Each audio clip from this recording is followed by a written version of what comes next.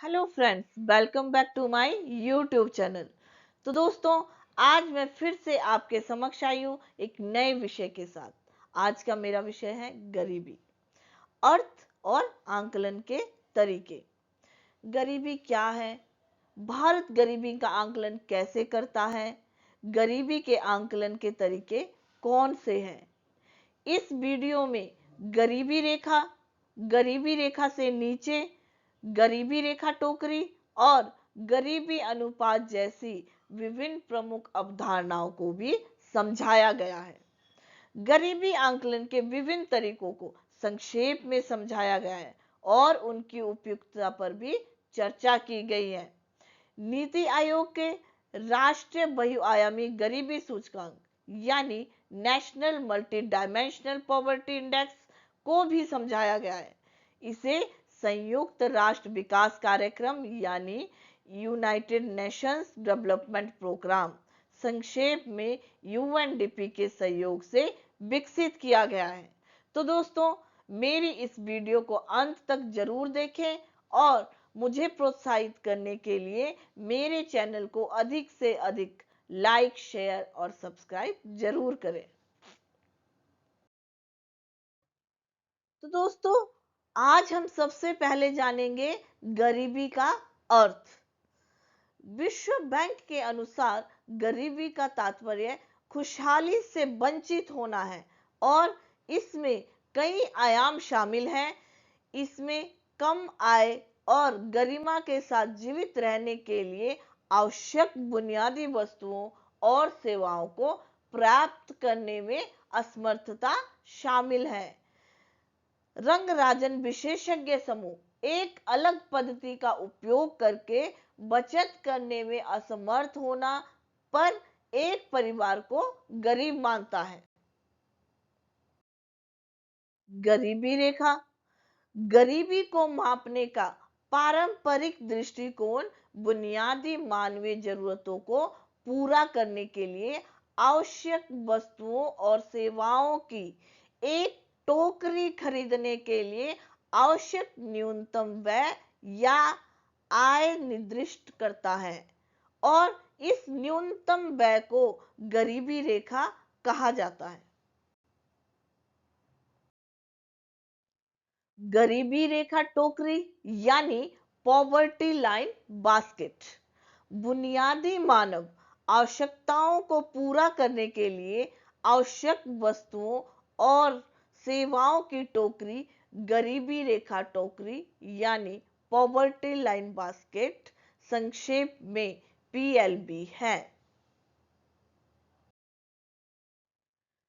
गरीबी अनुपात यानी हेड काउंट रेशियो गरीबी रेखा से नीचे की जनसंख्या के अनुपात को गरीबी अनुपात या हेड काउंट रेशियो, संक्षेप में एचसीआर कहा जाता है। राष्ट्रीय गरीबी रेखा से नीचे रहने वाली आबादी का प्रतिशत राष्ट्रीय गरीबी हेड काउंट अनुपात है।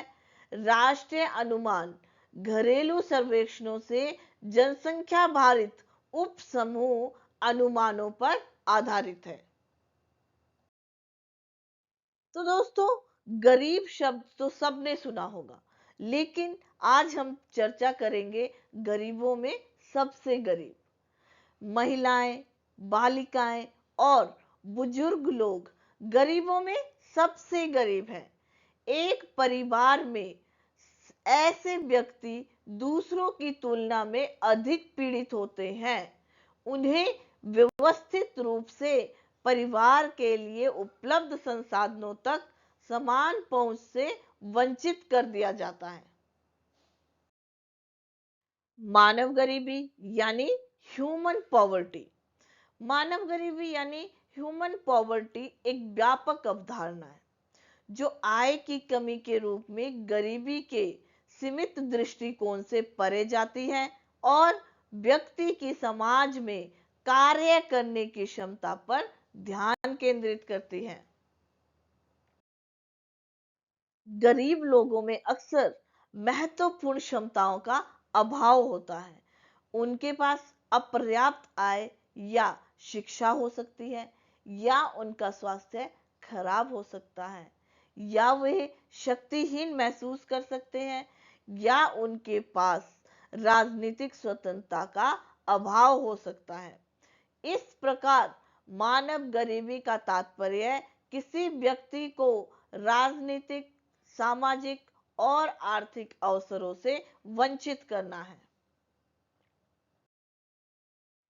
अब हम चर्चा करेंगे भारत में गरीबी रेखा आंकलन के तरीके। NITI Aayog, national institution for transforming India, Bharat के पूर्ववर्ती योजना आयोग का उत्तराधिकारी, गरीबी रेखा सहित गरीबी के आंकलन के लिए भारत सरकार की नोडल एजेंसी है और गरीबी रेखा के अनुमान इनके द्वारा नियुक्त विभिन्न समितियों की सिफारिशों पर आधारित है। इन विशेषज्ञ समूहों और समितियों में योजना आयोग समिति समूह, अलग समिति, लकड़वाला समिति, तेंदुलकर समिति और रंगराजन समिति शामिल है। परिवार उपभोग व्यय सर्वेक्षण, गरीबी के आंकलन के अनुमान सांख्यिकी और कार्यक्रम कार्यान्वयन मंत्रालय के राष्ट्रीय प्रतिदर्श सर्वेक्षण कार्यालय यानी नेशनल सैंपल सर्वे ऑफिस संक्षिप्त में NSSO द्वारा घरेलू उपभोक्ता व्यय पर किए गए बड़े नमूना सर्वेक्षणों पर आधारित है। ये सर्वेक्षण आमतौर पर पंचवार्षिक यानी प्रत्येक 5 वर्ष पर आयोजित किए जाते हैं और इन्हें पारिवारिक उपभोग व्यय सर्वेक्षण कहा जाता है।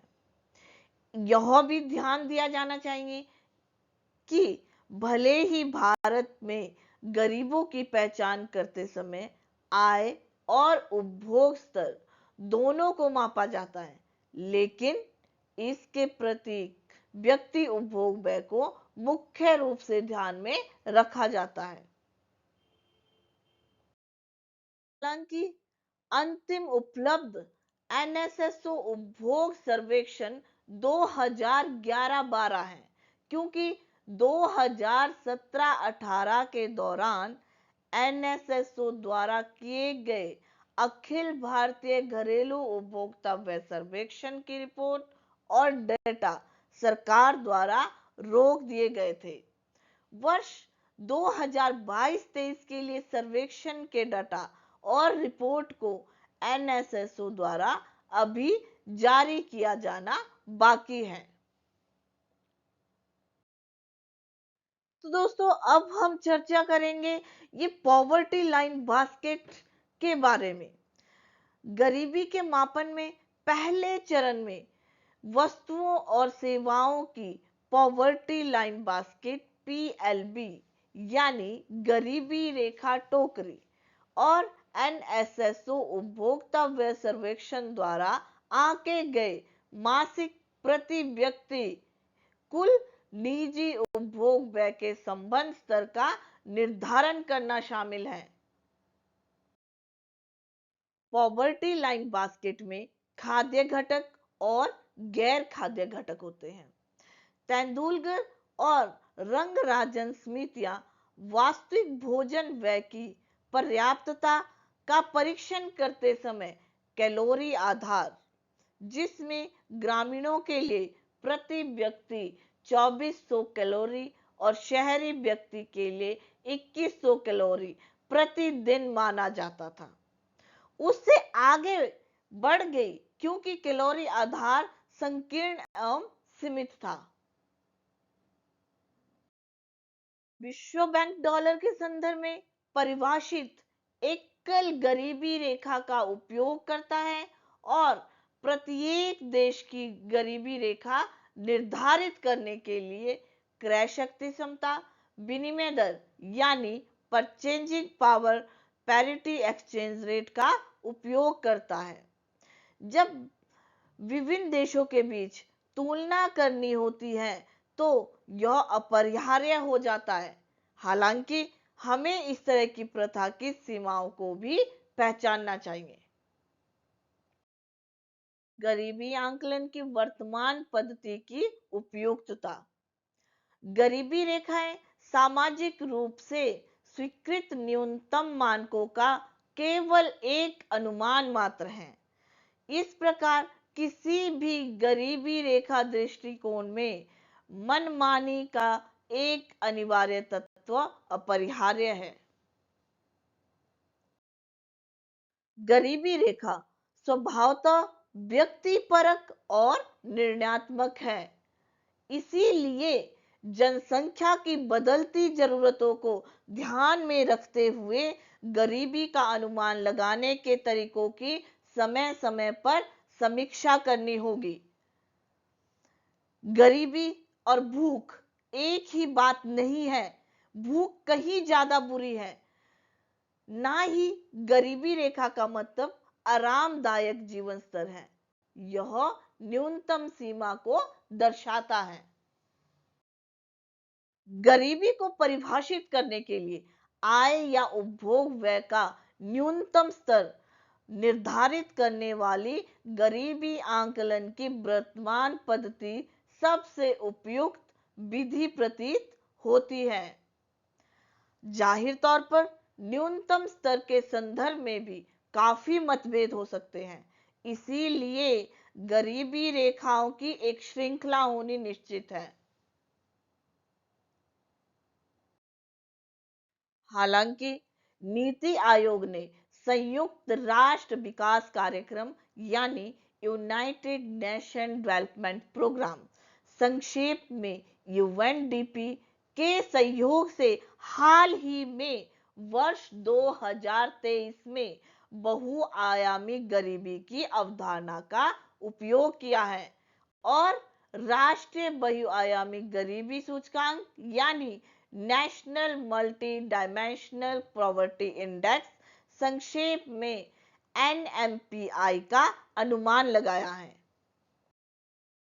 National multi dimensional poverty index संक्षेप में एनएमपीआई शिक्षा स्तर और जीवन स्तर के तीन समान रूपों से महत्वपूर्ण आयामों में एक साथ अभावों को मापता है जो संकेतकों द्वारा दर्शाए जाते हैं। इसमें तीन स्वास्थ्य, पोषण, बाल एवं किशोर मृत्यु दर, मर्द स्वास्थ्य, दो शिक्षा, स्कूली शिक्षा के वर्ष, स्कूल में उपस्थिति और 7 जीवन स्तर संकेतक, खाना पकाने का ईंधन, स्वच्छता, पेयजल, बिजली, आवास, संपत्ति और बैंक खाते शामिल हैं। हालांकि इन विभिन्न संकेतकों के बारे में कई मुद्दे हैं, जैसे कि उनके मापनीयता, संकेतों के एकत्रीकरण और सबसे महत्वपूर्ण डेटाबेस जो उचित रूप से कम अंतराल पर अपेक्षित जानकारी प्रदान करते हैं। इसीलिए इन पर सावधानी पूर्वक विचार करने और उनका मूल्यांकन करने की आवश्यकता है। ये आवश्यकताएं मल्टी डायमेंशनल पॉवर्टी इंडेक्स के संबंध में कई डेटा संबंधी बाधाएं एवं जटिलताएं उत्पन्न करती हैं। कि संयुक्त राष्ट्र विकास कार्यक्रम यानी यूएनडीपी ने स्वयं कहा है कि बहुआयामी मैट्रिक्स गैर मौद्रिक अभावों को मापकर मौद्रिक गरीबी मैट्रिक्स को पूरा करते हैं। यह गरीबी की उस सीमा के बारे में जानकारी प्रदान करता है जो केवल स्टैंडअलोन मौद्रिक पैमानों द्वारा नहीं पकड़ी जा सकती।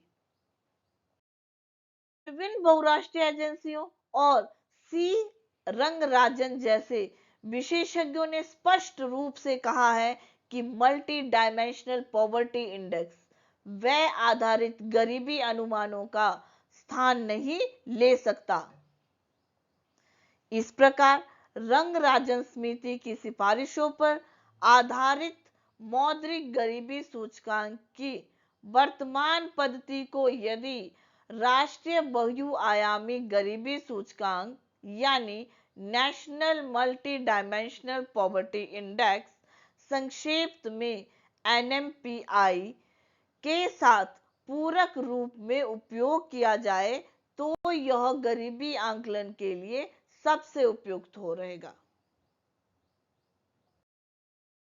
तो दोस्तों आज का मेरा वीडियो यही समाप्त होता है। मेरे चैनल पिंकी रमोज स्टडी यूपीएससी के साथ जुड़े रहने के लिए मेरे चैनल को अधिक से अधिक लाइक, शेयर और सब्सक्राइब जरूर करें। मैं जल्द ही आपके समक्ष फिर से हाजिर होंगी एक नई वीडियो के साथ।